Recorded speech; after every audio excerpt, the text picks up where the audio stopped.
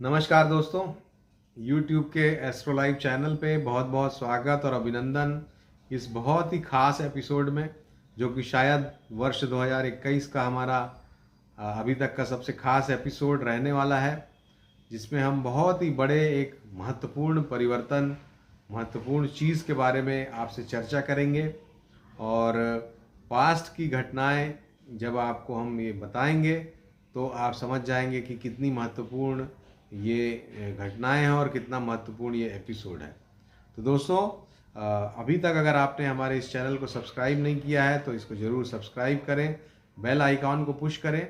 और आइए अब इस वीडियो में आगे बढ़ते हैं। दोस्तों, हम बात कर रहे हैं राहु की, जो कि जैसा हम जानते हैं छाया ग्रह। 9 ग्रहों में 2 छाया ग्रह हैं, एक राहु और केतु, और दोनों ही अनप्रिडिक्टेबल हैं, दोनों ही अचानक प्रभाव देते हैं और दोनों ही बहुत ही विशिष्ट स्थान रखते हैं, और दोनों ही ऐसे ग्रह हैं जिससे ज्योतिष भी चकमा खा जाते हैं जिनके प्रभावों से। तो निश्चित रूप से राहु की हम आज बात करेंगे और जानने का प्रयास करेंगे कि अब क्या ऐसी परिस्थिति हो रही है जब राहु से हमें विशेष रूप से डरने की आवश्यकता है। तो दोस्तों, वृषभ राशि में राहु कहने को तो सितंबर से आ चुके हैं, और सितंबर से वृषभ राशि के राहु का संचरण चल रहा है। लेकिन दोस्तों, अभी तक राहु जो थे वो गुरु के दृष्टि क्षेत्र पे थे, यानी कि गुरु की दृष्टि थी। और जैसा कि हम जानते हैं कि अमृतमयी गुरु की दृष्टि होती है। जिस भी चीज़ पे गुरु दृष्टिपात कर देते हैं उसकी बुराइयां समाप्त हो जाती हैं और उसमें शुभता आ जाती है। इसीलिए ये जो राहु हैं, जो कि वास्तव में एक दैत्य का मुख का भाग है राहु, तो इसके जो दुष्प्रभाव हैं उसको कंट्रोल किए हुए थे अभी तक बृहस्पति, लगाम लगाए हुए थे। और अब दोस्तों वो लगाम हटने वाली है। और क्योंकि जैसा हमने अपने पिछले वीडियो में बताया था कि गुरु अब कमज़ोर हो गए हैं मकर राशि में, और वो इसके बाद 5 अप्रैल को वो चले जाएंगे कुंभ राशि में। तो उनका दृष्टि जो है उनकी वृषभ राशि से हट जाएगी, राहु के ऊपर से हट जाएगी, और वहाँ पर भी वो कमज़ोर ही रहेंगे शुरू के 6 डिग्री तक। यानी कुल मिला के अब बहुत समय तक गुरु जो है, अगले 3-4 महीने तक गुरु का जो प्रभाव है, 4-5 महीने, वो अच्छा और सकारात्मक हमको नहीं मिलने वाला है। ये मैंने पिछले वीडियो में भी बताया था। तो इसीलिए दोस्तों अब राहु बेलगाम होंगे और उनको कंट्रोल करना बहुत ही मुश्किल होगा। और यही सबसे बड़ी चिंता की बात है, सबसे बड़ी चिंता का विषय है। क्योंकि अगर आप पास्ट की घटनाओं को के ऊपर नज़र डालें तो जब जब राहु वृषभ राशि में रहे हैं तब तब बहुत बड़ी बड़ी समस्याएं इस देश पे आई हैं। जैसे कि 1947 में देश का विभाजन हुआ, 1965 में भारत का युद्ध हुआ, वर्ष 1984 में श्रीमती इंदिरा गांधी की हत्या हुई, और वर्ष 2002 में गोधरा कांड हुआ। दोस्तों, इस तरह से जब जब राहु वृषभ राशि में आते हैं तब तब इस तरह की गंभीर समस्याएं इस देश के लिए पैदा करते हैं। और उसमें भी दोस्तों अभी राहु आ गए हैं 13 फरवरी से रोहिणी नक्षत्र में। और रोहिणी नक्षत्र जो है वो भारत की कुंडली का फोकल पॉइंट है, मेन एरिया है। और आप अगर पास्ट की घटनाओं की एनालिसिस करेंगे, जब जब रोहिणी नक्षत्र में क्रूर ग्रह आए हैं तब तब देश में समस्याएं आई हैं। जब जब रोहिणी नक्षत्र में शनि का संचरण होता है तब तब देश का युद्ध होता है। तो उस रोहिणी नक्षत्र में दोस्तों राहु का संचरण चल रहा है 13 फरवरी से, और सितंबर तक विशेष रूप से ये जारी रहेगा। तो हमारा ये कहना है कि अभी से लेकर सितंबर तक का जो समय है दोस्तों, वो बहुत ही खास, बहुत ही सावधानी भरा और बहुत ही सतर्क रहने वाला है। और राजनीति के क्षेत्र में भी, क्योंकि राहु जो है राजनीति के कारक ग्रह हैं, तो राजनीति के क्षेत्र में भी बहुत बड़े उठापटक, बहुत उलटफेर हमको देखने को मिल सकते हैं। जो देश में प्रमुख नेता हैं उनके लिए भी स्वास्थ्य की दृष्टि से ये जो संचरण है ये काफ़ी खराब फल ला सकता है। इसी आधार पर प्लस जो कुंडलियां हैं प्रमुख लोगों की, उनके आधार पर हमने प्रेडिक्ट किया था पिछले एपिसोड में ममता बनर्जी जी के बारे में कि उनके स्वास्थ्य पर संकट आ सकता है। तो आप देखिए कल यानी कि 10 तारीख को उनको काफ़ी चोटें आई हैं और उनके पैर में फ्रैक्चर भी हो गया है। स्वास्थ्य की दृष्टि से काफ़ी कष्ट में वो अभी हैं और हम उनके शीघ्र स्वास्थ्य लाभ की कामना करते हैं। तो इस तरह से दोस्तों ये ग्रह अपना असर दिखाते हैं और निश्चित रूप से राहु का ये जो संचरण है विशेष रूप से रोहिणी नक्षत्र में इस समय जो प्रमुख नेता हैं उनको अपने स्वास्थ्य का, अपनी रक्षा का ध्यान रखना आवश्यक है, क्योंकि जैसा कहा जाता है कि छोटी सी चूक जो है बड़ी दुर्घटनाओं को जन्म दे देती है और इसलिए बहुत ही ज़्यादा अलर्ट रहने की ज़रूरत है। अभी चूंकि ये जो राहु है वो बेलगाम हो गया है और राहु जैसा हम जानते हैं छाया ग्रह हैं और इनके बारे में कुछ भी कह पाना संभव नहीं होता है। और विशेष रूप से चूंकि राहु जो है, राहु और केतु ये चंद्रमा और सूर्य के कटान बिंदु हैं, तो जो दो प्रमुख ग्रह हैं ज्योतिष शास्त्र के, एक चंद्रमा और एक सूर्य, इन दोनों पर इन ग्रहों का प्रभाव विशेष रूप से रहता है और इसीलिए ये जो राहु और केतु हैं ये समूची मानव जाति पे, समूची सृष्टि पर अपना विशेष प्रभाव रखते हैं। इसी आधार पर हमने पहले भी भविष्यवाणी की थी रोहिणी नक्षत्र में राहु के आने से जल से संबंधित दुर्घटनाओं की, और हमारी सभी बातें सही सिद्ध हुई थी जो खतरे हमने बताए थे। अभी भी दोस्तों राहु का ये जो संचरण है ये अगर पास्ट में जैसा हमने बताया जो घटनाएं हुई हैं उसकी एनालिसिस अगर हम करें तो चाहे वो 1947 में देश का बंटवारा हो, उस समय दो समुदायों में बड़ी संघर्ष की परिस्थितियां बनी, लाखों लोग बेघर हुए, लाख और बहुत से लोगों की जान गई।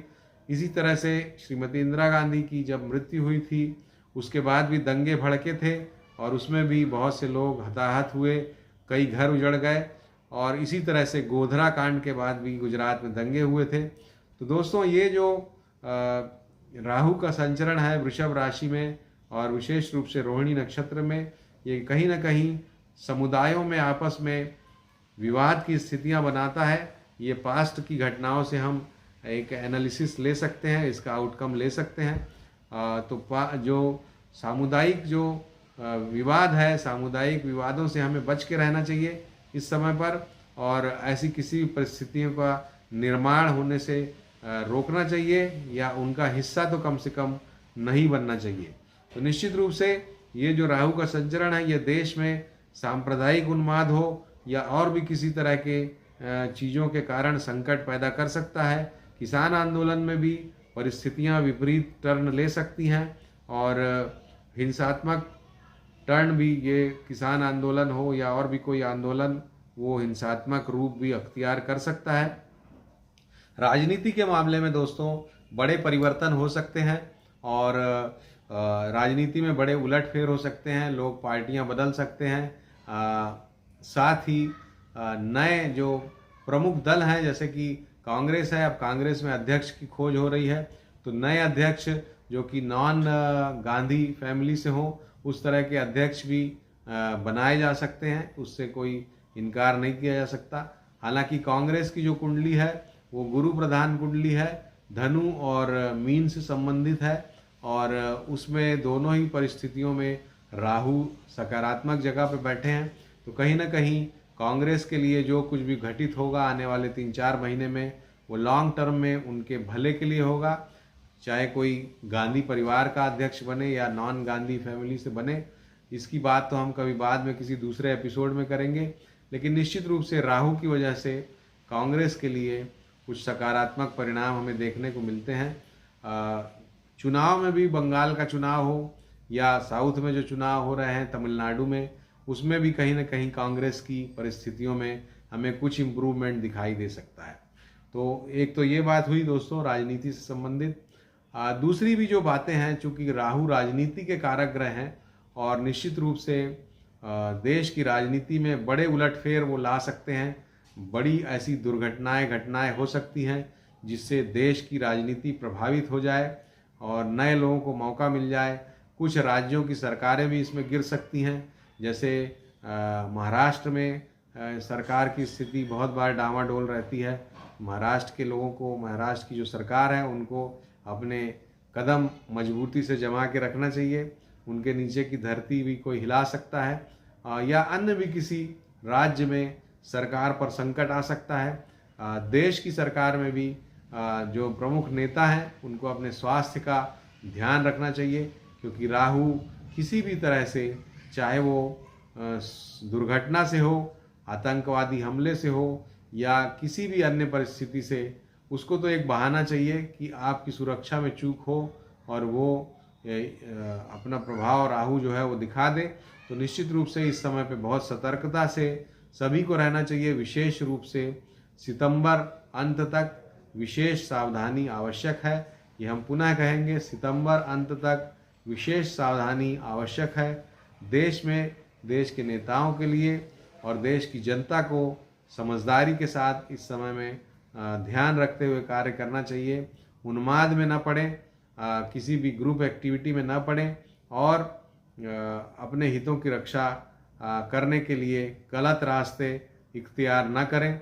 समय जो है वो आपके चीज़ों को रिजॉल्व करेगा, ये समझ लें। समय दें समस्याओं को, समस्याएं समय के साथ सॉल्व हो जाती हैं। इस उम्मीद के साथ आगे बढ़ें, न कि आप चीज़ों को अपने हाथ में लेके समस्याएं और पैदा करने की तरफ आगे बढ़ें। तो दोस्तों, ये एक प्रमुख बात थी जो मैं करना चाहता था आपसे। अब आपकी राशियों की अगर बात करें तो राहु जो है वो प्रमुख रूप से, चूंकि अब राहु बेलगाम हो रहे हैं, अब वो अपना जो दुष्प्रभाव जिनके लिए खराब बैठे हुए हैं उनको दुष्प्रभाव अब देना शुरू करेंगे। बहुत से लोग उसको फील भी करने लगे होंगे। जब मैं राशियों की बात करूंगा तो आप समझ जाएंगे। तो निश्चित रूप से ये जो राहु की जो परिस्थितियां हैं, मेष राशि की अगर बात करें तो उनके लिए धन की आवक में वो बढ़ोतरी करा सकते हैं। गलत मार्ग से भी धन की प्राप्ति करा सकते हैं मेष वालों को, तो उससे सावधान रहें। परिवार में उठापटक, परिवार में टूट फूट पैदा कर सकता है राहु। वृषभ राशि के लिए उनकी लग्न राशि पर ही है, तो उनके लिए स्वास्थ्य का संकट, मन में खराबी, मन में कुछ परेशानी पैदा कर सकता है। एग्रेशन से बचें। इसके बाद मिथुन राशि की बात करें तो उनको अचानक होने वाले खर्च से परेशानी पैदा हो सकती है। कर्क राशि वालों को चूंकि 11वें भाव में है तो उनको लाभ की परिस्थितियां बनाएगा। अचानक कहीं से रुका हुआ धन मिल जाएगा आपको। अचानक धन प्राप्ति की परिस्थितियां बनने वाली हैं आपके जीवन में। सिंह राशि की बात करें तो सिंह राशि के लिए कार्य क्षेत्र में परिवर्तन कारक रहेगा ये, हालांकि कोई बड़ा ओहदा भी आपको दिला सकता है। कन्या राशि की बात करें तो उनको भी बड़ा ओहदा प्राप्त करा सकता है ये। विदेश यात्रा वगैरह के भी या यात्राओं के भी मौके अब आपको लगेंगे। इसके बाद तुला राशि की बात करें तो आपको अपने पेट से संबंधित समस्याओं से सावधान रहना चाहिए। पेट का ऑपरेशन या पेट से संबंधित कोई सीरियस समस्या पैदा कर सकता है राहु का संचरण। साथ ही मन को बड़ा प्रभावित करता है राहु अष्टम में बैठ के। आपको हमेशा डर सा लग सकता है। इस तरह का लगे तो आप राहु की शांति करें, महामृत्युंजय मंत्र का जप करें। इसके पश्चात वृश्चिक वालों के लिए पति या पत्नी से संबंध खराब करा सकता है, पार्टनर से संबंध खराब करा सकता है, उसके लिए सावधानी रखें। पेट की तकलीफ आपको भी दे सकता है कहीं ना कहीं। महिलाएं जो हैं उनको, जो महिलाओं से के जो रोग होते हैं वो परेशान कर सकते हैं। धनु राशि को जरूर शत्रुहंता योग बना रहा है ये, तो उनके शत्रु उत्पन्न भी होंगे, उनकी शत्रुता कुछ पैदा होगी, नई शत्रुता भी बनेगी, लेकिन शत्रुओं पर वो विजय प्राप्त करेंगे। कंपटीशन में सक्सेस मिलेगी। जो लोग पढ़ाई लिखाई करने वाले हैं उनको कंपटीशन में सफलता दिला सकता है। मकर राशि की बात करें तो मकर राशि वालों को ये राहु का जो संचरण है वो उनके 5वें भाव में हो रहा है, तो संतान की कुछ समस्या अचानक आ सकती है। साथ ही आपकी बुद्धि गलत डायरेक्शन में घूम सकती है। आप राजनीति ज़्यादा आपके दिमाग पे हावी हो सकती है। चीज़ों को सीधे ढंग से सोचने का प्रयास करें, अन्यथा जीवन में उलझाव पैदा हो सकता है। कुंभ राशि के लिए वाहन से संबंधित दुर्घटनाएं वगैरह हो सकती हैं। हृदय से संबंधित रोगों से सावधानी रखें और वाद विवाद में न पड़ें। माता के स्वास्थ्य का ध्यान रखें। मीन राशि की बात करें तो मीन राशि वालों के लिए पराक्रम को बढ़ाने वाला ये समय रहेगा। आपको खूब अच्छा सहयोग मिलेगा लोगों का, और राजनीति से भी आपको सहयोग प्राप्त होगा। तो दोस्तों, इस तरह का फलित रहेगा आपके लिए। लेकिन जिनके लिए खराब समय बताया है उनको अब विशेष सावधानी रखना चाहिए और राहु की शांति का तुरंत प्रयास शुरू कर देना चाहिए। राहु की शांति के उपाय सिंपल हैं। राहु के शांति मंत्रों का जप करना, ओम रांग राहवे नमः, पहला तो ये है। दूसरा, राहु की जो चीज़ें हैं जैसे काली उड़द की दाल है, या कंबल है काले कलर का, या मूली है, ये आप दे सकते हैं गरीबों को, भिखारियों को, या सफाई कर्मियों को, ये आप दान कर सकते हैं। इसके अलावा राहु की शांति के लिए सफ़ेद चंदन की माला भी आप गले में धारण कर सकते हैं, या सफ़ेद चंदन को रख सकते हैं। भगवान शंकर की पूजा कर सकते हैं। शिवलिंग का अभिषेक कर सकते हैं जल से प्रतिदिन, या कम से कम प्रति सोमवार को। और साथ ही साथ राहु की शांति के लिए दुर्गा सप्तशती या दुर्गा कवच का पाठ कर सकते हैं। तो इतने सारे आपको मैंने उपाय बताए हैं राहु शांति के। तो आप जरूर राहु शांति, जिनके भी लिए राहु का दुष्प्रभाव दिख रहा है, विशेष करके तुला राशि वाले हैं, या कुंभ राशि वाले हैं, मिथुन राशि वाले हैं, या फिर अन्य भी जो राशियां जैसे कि सिंह राशि को भी करना चाहिए, और मकर राशि, इन सभी को ये सब प्रयोग करना चाहिए ताकि उनके जीवन में राहु का दुष्प्रभाव ज़्यादा ना बढ़े और उन्हें जीवन में सुख और शांति और सफलता प्राप्त हो। तो दोस्तों, ये हमारा एपिसोड था, और 2021 में जितने भी प्रेडिक्शन हमने किए हैं भगवान की दया से, माता रानी के आशीर्वाद से सही सिद्ध हुए हैं। और एक बात मैं ज़रूर कहना चाहूँगा कि जब भी मैं अपने वीडियोस में प्रेडिक्शन सही होने की बात कहता हूँ, एक दो हमारे मित्र हैं जो मुझे ज़रूर याद दिलाते हैं कि युद्ध पे आपने प्रेडिक्शन किया था और वो सही नहीं हुआ। लेकिन दोस्तों, फिर से मैं क्लैरिफाई करूं कि ऐसा नहीं है। युद्ध के बारे में जो हमने प्रिसाइसली प्रिडिक्ट किया था उसमें आप देखिए युद्धजनक परिस्थितियां बनी रहीं भारत और चीन के बीच। भारत और चीन के बीच वारदात भी हुई थी जिसमें कई सैनिक हताहत हुए, हमारे भी कुछ हुए ऐसा बताया जाता है, और चाइना के काफ़ी सैनिक हताहत हुए। इसके अलावा आर्मेनिया अजरबैजान का युद्ध हुआ जिसमें कई देशों ने पार्टिसिपेट किया, पाकिस्तान हो, सीरिया हो, रशिया हो, ईरान हो, कई देशों का उसमें रोल रहा। तो एक तरह से मिनी विश्व युद्ध की परिस्थितियां रहीं। और जैसे ही हमने फरवरी तक का ये प्रेडिक्शन किया था, फरवरी से ही आप देखिए कि शांति शुरू हो गई है। भारत और चीन की सेनाएं आपस में पीछे हटने पर राजी हो गई, और भारत और पाकिस्तान के भी संबंध सुधर रहे हैं। 5.5 करोड़ वैक्सीन की डोज भारत भेज रहा है पाकिस्तान। तो दोस्तों, ऐसा नहीं है, हमारा युद्ध के बारे में भी हमारा जो प्रेडिक्शन था वो सही हुआ। पूरी तरह से नहीं, लेकिन कम से कम 80%, 70-80% तो सही हुआ ही। तो हम अपने प्रेडिक्शन से संतुष्ट हैं, और अगर युद्ध नहीं हुआ तो अच्छा ही है, क्योंकि परमाणु शक्ति संपन्न देशों में अगर युद्ध होता है तो निश्चित रूप से विनाश की तरफ ही वो लेके जाएगा। तो अच्छा है युद्ध ना हो, और इसी तरह से सकारात्मक रूप से चीज़ें आगे बढ़े। तो ये हमारा एपिसोड था दोस्तों, आप ध्यान रखिएगा विशेष रूप से।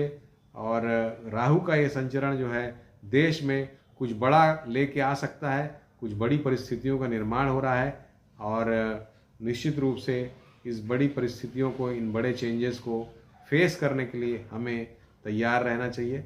नमस्कार, धन्यवाद। अगर एपिसोड पसंद आया हो तो ज़रूर इसको लाइक करें, शेयर किया कीजिए, और हमें अपना आशीर्वाद प्रदान किया कीजिए।